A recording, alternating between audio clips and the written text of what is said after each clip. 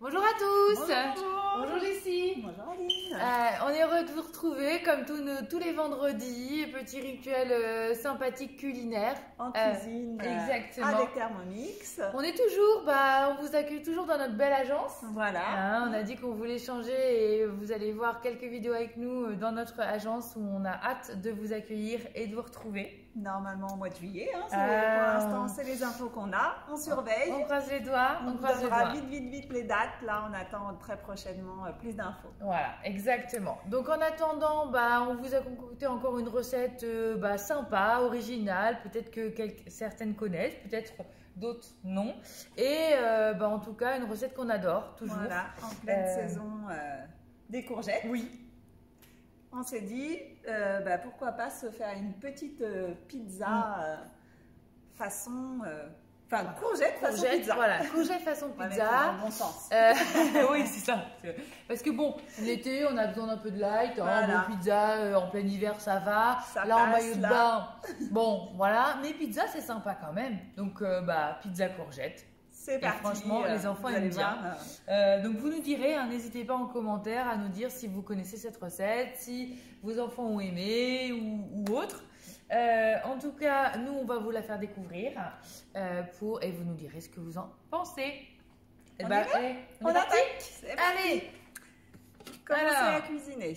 Donc, il nous demande tout d'abord de mettre la mozzarella coupée en morceaux fins. Voilà. Hop. Insérer le couvercle et le gobelet doseur. Donc là, en fait, il va nous la faire mixer. râper, Voilà. Exactement.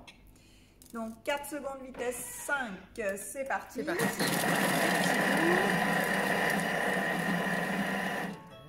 Petite musique. Transvaser. Donc tu je peux remettre reprends, voilà, dans ton petit pot. Exactement. Hop. Regardez. Parfait. Voilà. Donc il a vraiment fait de la miette de mozzarella. Ça nous évite d'acheter la mozzarella râpée, tout simplement. C'est des petites économies. Tous les produits transformés sont toujours plus chers, comme vous le savez. Donc, grâce au Thermomix, on fait des économies. Exactement. En réalisant nous-mêmes notre gruyère. Oui, le parmesan. Le parmesan râpé, ça c'est excellent. Une gousse d'ail.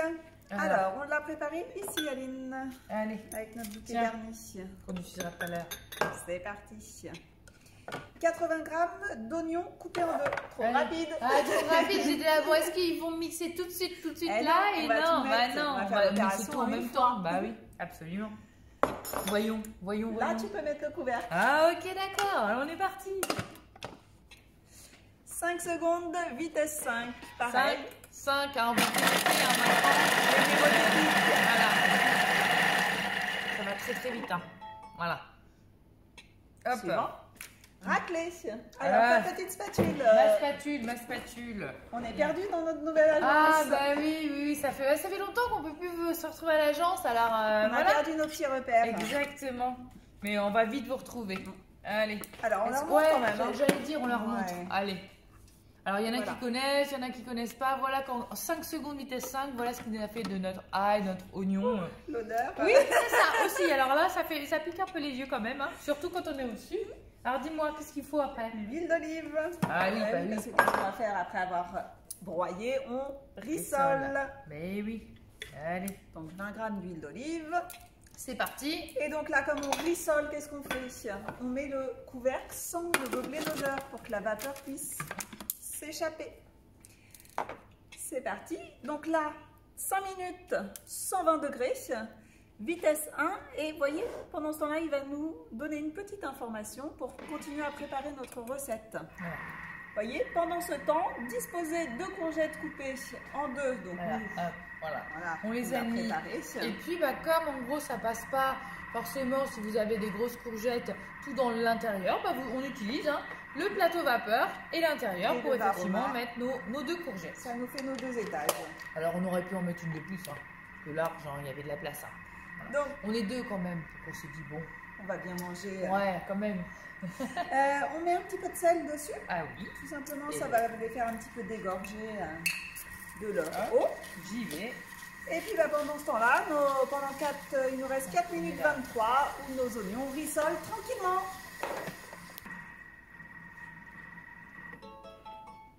la petite musique de fin.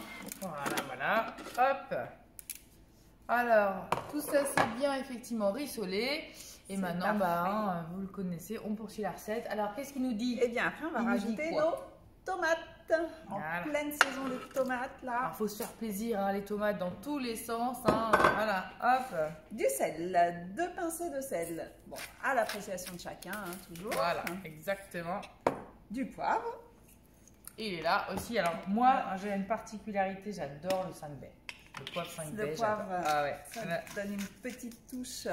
C'est vraiment un poivre que j'apprécie énormément. Le bouquet garni. Allez, hop. Un peu de pain, un peu de laurier. Hop, voilà.